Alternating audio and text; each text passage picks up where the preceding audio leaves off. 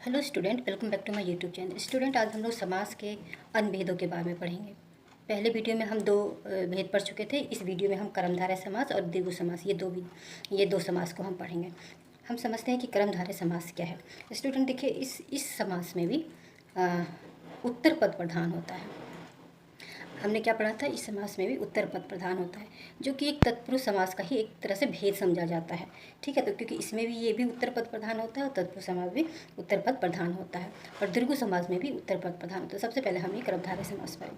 कर्मधारय समास में क्या है स्टूडेंट कि यहाँ जहाँ दोनों पद में, यहाँ पे देखिए, जहाँ दोनों पद में विशेषण विषय अथवा उपमेय और उपमान का संबंध होता है, यानी कि विशेषण विषय और उपमेय उपमान का संबंध होना चाहिए इस समास में। ठीक है, हम इसको और अच्छे डिटेल से समझते हैं कि विशेषण और विषय, उपमेय और उपमान, ये क्या चीज़ है और इन दोनों में किस तरह का संबंध होना चाहिए इस समास के अंतर्गत। सबसे पहले हम समझते हैं कि विशेषण और विषय। विशेषण क्या होता है कि विशेषण वो होता है कि जो शब्द विशेषता बतलाए, उसी को हम क्या बोलते हैं, विशेषण बोलते हैं। यानी कि अभी हम समास पढ़ रहे हैं तो समास में वो पद, वो या फिर वो शब्द जो विशेषता बतलाता है, उसी को हम क्या बोलते हैं, विशेषण बोलते हैं। और विषय क्या है, जिसकी विशेषता बतलाई जा रही है, यानी कि उस समस्त पद में किसकी विशेषता बतलाई जा रही है, तो वो उसको हम विषय बोलते हैं। ठीक है, इसको हम एक उदाहरण से समझते हैं। जैसे कि मैंने उदाहरण लिया है नील कमल। अब यहाँ पे देखिए स्टूडेंट, नील कमल में जो नील है, ये नील क्या है, ये एक विशेषण है। क्यों विशेषण है? क्योंकि ये इस कमल की विशेषता बतला रहा है कि ये कमल कैसा है, वो नीला है। और ये जो कमल है वो विषय है। क्यों? क्योंकि इसकी ही विशेषता बताई जा रही है, यानी कि कमल की ही विशेषता बतलाई जा रही है कि वो नीला है। ठीक है, इस तरह इसका समास विग्रह क्या हो गया कि नीला है जो कमल, है ना, नीला है जो कमल, है जो यहाँ पे जुड़ जाता है, नीला है जो कमल। तो ये हो गया क्या, कर्मधारय समास में हो गया। इसमें क्या हुआ, विशेषण और विषय का संबंध है ना। इसी तरह हम आगे बढ़ते हैं, उपमेय, उपमा और उपमेय।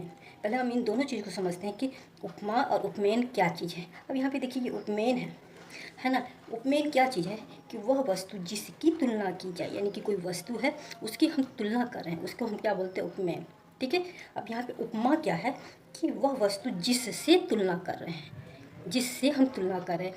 तो यहाँ उपमान में ये चीज़, एक ये महत्वपूर्ण चीज़ होती है कि जब भी हम जब हम उपमा देते हैं तो कोई प्रमुख वस्तु होती है या प्रसिद्ध कोई वस्तु होती है, उसी से हम उपमा देंगे ना। कोई भी एक साधारण वस्तु है जिसकी उपमा हम किससे दे रहे हैं, किसी प्रसिद्ध चीज़ से दे रहे हैं। तो यहाँ पे ये हो गया उपमेय और उपमान, दोनों में आपको अर्थ क्लियर हो गया। आगे हम उदाहरण से समझते हैं, चंद्रमुख। अब यहाँ पे देखिए स्टूडेंट, चंद्रमुख में क्या है, चंद्र क्या है, चंद्र जो है वो उपमा है ना, चंद्र जो है वो उपमा है। ठीक है, और मुख जो है वो उपमेय है, यानी कि मुख की विशेषता, मुख जो है, मुख ये उपमेय है। इसकी तुलना हम किससे कर रहे हैं, इसकी तुलना हम चंद्रमा से कर रहे हैं, यानी उपमा से। यानी कि हम मुख की जो तुलना हम कर रहे हैं वो किसी प्रसिद्ध चीज़ से कर रहे हैं। प्रसिद्ध क्या है, चंद्रमा, चंद्रमा से ही हम इसकी तुलना कर रहे हैं। तो ये क्या हो गया, हमारा चंद्र जो हो गया उपमान हो गया, और मुख जो है उपमेय हो गया, यानी कि उपमा और उपमेय का यहाँ पे संबंध स्थापित हो गया। ठीक, अब इस प्रकार इसका हम विग्रह कैसे करेंगे, चंद्र के समान मुख, है ना, यानी जो मुख है, मुख की तुलना जो हम किए हैं चंद्रमा से किए, यानी कि चंद्रमा के समान उसका मुख है। ठीक है ना, किसी का मुख है, तो इस तरह ये हो गया विग्रह। तो ये दो चीज़ों को आप समझ गए हैं, विशेषण विषय, उपमेय और उपमान, ये चारों चीज़ को आप अच्छे से समझ गए हैं। इसके हम कुछ उदाहरण देखते हैं, और जिससे कि इन दोनों का संबंध और अधिक स्पष्ट रूप से क्लियर हो पाएगा। चलिए स्टूडेंट, यहाँ पे मैंने विशेषण और विषय, उपमेय और उपमान के कुछ उदाहरण लिए हुए हैं। ठीक है ना, इस उदाहरण को हम समझते हैं जिससे कि ये कर्मधारय समास और अधिक स्पष्ट रूप से समझ में आएगा। अब यहाँ पे ये समस्त पद है और ये समास विग्रह है। समस्त पद में हमने क्या लिया है, काली मिर्च, है ना, काली मिर्च है। अब यहाँ पे देखिए, काली और मिर्च। अब यहाँ पे ये काली जो है ये क्या हो गया, विशेषण हो गया, और ये क्या हो गया, विषय जो है हमारा मिर्च हो गया। ठीक है, इस तरह इसका विग्रह हो जाएगा, काली है जो मिर्च, है ना, काली है जो मिर्च, यानी मिर्च की क्या विशेषता है, मिर्च की विशेषता है वो काली है। ठीक है, स्पष्ट। उसी तरह नील गगन, यहाँ पे नील जो है आपका विशेषण है और गगन जो है विषय है, यानी कि नीला है जो गगन। ठीक है, गगन की क्या विशेषता है, वो नीला है। ठीक, आगे बढ़ते हैं, कुबुद्धि। अब यहाँ पे देखिए स्टूडेंट, कुबुद्धि, कु जो है विशेषण हो गया, और विषय क्या हो गया, यानी बुद्धि, यानी कि बुद्धि कैसी है, कु है, यानी दूषित है, बुरा है, यानी तो इसका विग्रह क्या हो जाएगा, कु है जो बुद्धि। अब यहाँ पे समय आप देखिए स्टूडेंट, है जो सब में इसमें जुड़ रहा है। विशेषण विषय में जब भी हम विग्रह करेंगे तो है जो जुड़ रहा है, ठीक है। इस तरह एक लास्ट और है श्वेत वसन। अब यहाँ पे श्वेत जो है वो विशेषण हो गया, वसन जो हो गया वो विषय हो गया, यानी कि श्वेत है जो वसन, वसन में तो होता है वस्त्र, ठीक है। तो इस तरह हम देख रहे हैं, इस तरह हम देख रहे हैं कि जब भी हम विग्रह कर रहे हैं तो है जो आ रहा है। इसी तरह यहाँ पे विशेषण और विषय का दोनों का संबंध है। तो इस प्रकार ये क्या होगा, जब भी हम विग्रह करेंगे या इस तरह हमको हम पहचानना होगा कि ये कौन सा समास है, तो ये स्पष्ट रूप से कर्मधारय समास है, ठीक है। एक पहचान तो ये होगी कि जब विग्रह में है जो आता है तो वो क्या होगा, कर्मधारय समास ही होगा, ठीक है। अब हम उपमेय उपमान का भी समझ लेते हैं, उपमेय और उपमान। अब यहाँ पे देखिए स्टूडेंट, उपमेय और उपमान में क्या है, समास पद ये है और समास का विग्रह इधर है।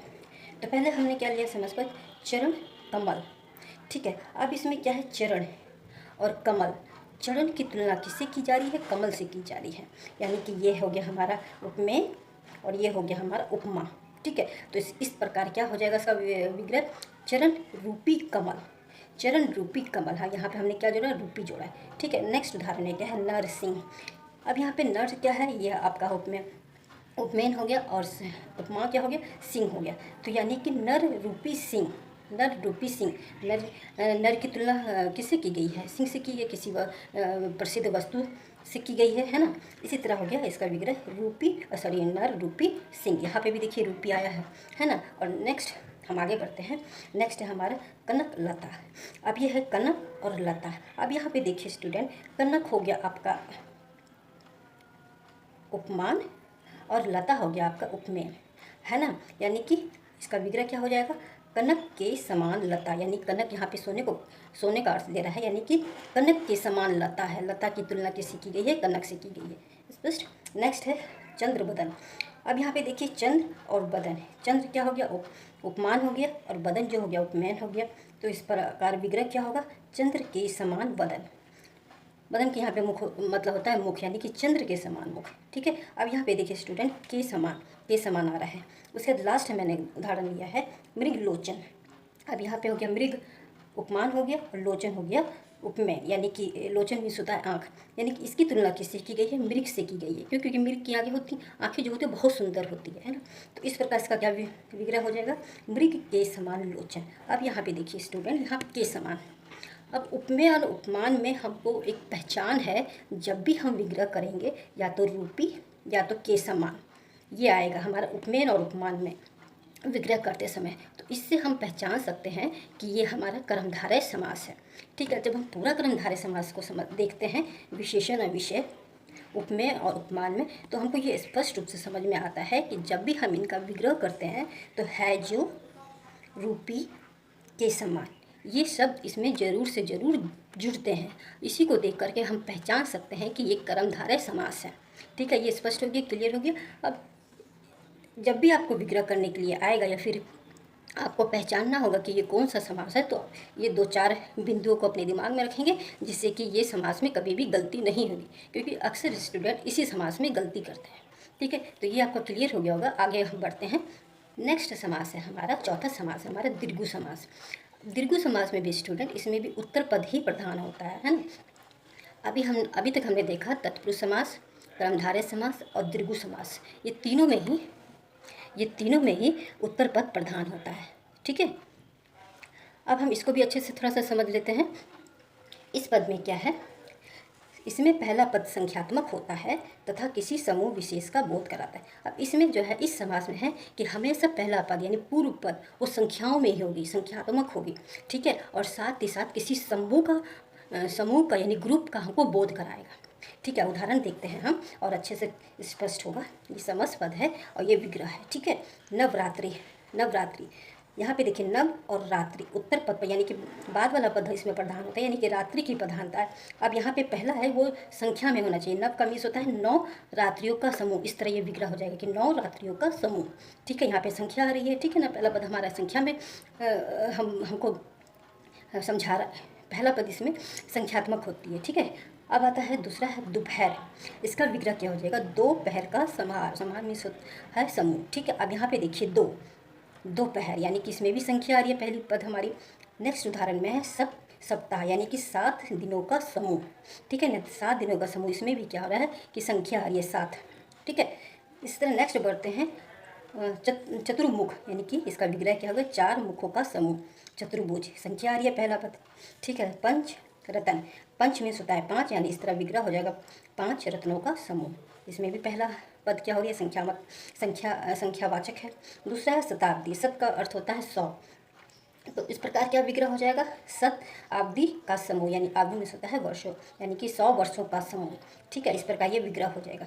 नेक्स्ट है हमारा त्रिकोण यानी कि 3 कोणों का समूह। अब इसमें आ रहा है 3, 3 में होता है 3।